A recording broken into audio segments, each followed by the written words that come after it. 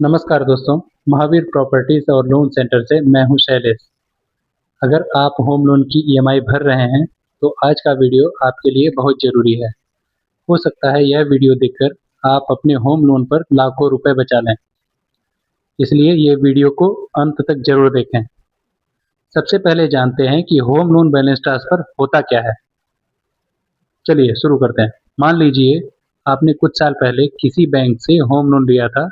उस समय आपका ब्याज दर ज़्यादा थी और अब दूसरा बैंक आपको कम ब्याज दर पर होम लोन लेने के लिए तैयार है। ऐसे में बैंक क्या करेगा, जो नया वाला बैंक है आपका, वो आपके पुराने होम लोन को अपने अंदर ट्रांसफ़र कर लेगा। इसे ही होम लोन बैलेंस ट्रांसफ़र कहते हैं। अब चलिए होम लोन ट्रांसफ़र के 7 बड़े फ़ायदे को जानते हैं। फ़ायदा नंबर 1, आपकी ईएमआई कम हो सकती है। अगर आपका ब्याज दर कम हो जाता है तो आपकी हर महीने की ईएमआई कम हो जाएगी। इससे आपके हर महीने पैसे बचेंगे। फ़ायदा नंबर 2, लाखों रुपए का ब्याज बच सकता है। अगर आपके होम लोन का टेन्योर यानी कि टाइम अभी काफ़ी बाकी है, जैसे 10 साल, 15 साल, 18 साल, 20 साल, जितना भी बाकी है, तो कम ब्याज दर पर होम लोन मिलने पे आपके लाखों रुपए बचत होगी। फ़ायदा नंबर तीसरा, आप होम लोन जल्दी ख़त्म कर सकते हैं।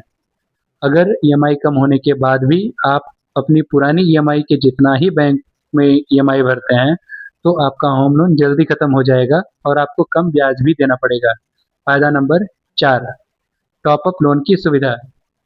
कई सारे बैंक बैलेंस ट्रांसफ़र के साथ-साथ टॉप अप भी देते हैं, जिसको आप अपने घर पे किसी मरम्मत करना हुआ, बिज़नेस के अंदर यूज़ करना हुआ या घर के दूसरे काम के लिए भी पैसे को यूज़ करना हो तो कर सकते हैं। फ़ायदा नंबर 5, बेहतर बैंक सेवा। कई बैंक बेहतर मोबाइल ऐप, तेज़ सर्विस और आसान ऑनलाइन सुविधाएँ देते हैं, जिससे आपको लोन को मैनेज करना बहुत आसान हो जाता है। फ़ायदा नंबर 6, कैश फ्लो बेहतर होता है। अगर ईएमआई कम हो जाए, तो हर महीने आपके पास ज़्यादा पैसे बचेंगे। उन पैसों का इस्तेमाल आप कहीं पे निवेश करना है, बच्चों की पढ़ाई-लिखाई में है या दूसरे भी ज़रूरत के अंदर कर सकते हैं। फ़ायदा नंबर 7, अ, फ़ायदा नंबर 7, सही समय पर सही फैसला।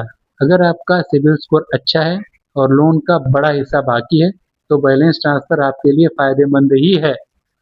लेकिन एक बात का ध्यान रखें, सिर्फ कम ब्याज देखकर होम लोन ट्रांसफ़र मत करवाइए। पहले ये ज़रूर देखें कि आपकी जो आप बैंक से लोन लेने जा रहे हैं, ट्रांसफ़र करने जा रहे हैं, उसकी प्रोसेसिंग फ़ी कितनी है? आपका कितना लोन बाकी है? कितने साल आपके लोन के बचे हैं?